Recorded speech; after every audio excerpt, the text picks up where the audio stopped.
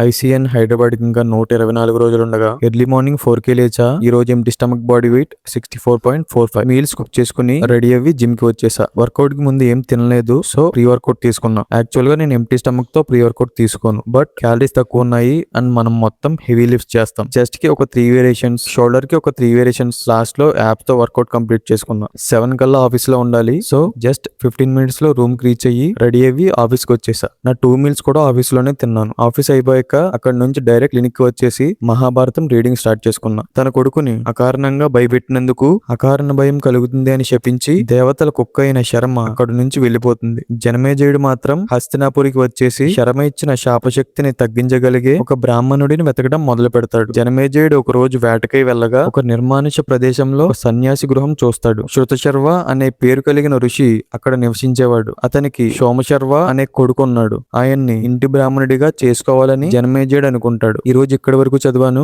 And నా walk and meals కూడా complete చేసుకుని నైట్ రూమ్ లో లాస్ట్ మీల్ తో నా డే ని ఎండ్ చేసుకున్నా. మళ్ళీ రేపటి వీడియోలో కలుద్దాం. జై శ్రీకృష్ణ.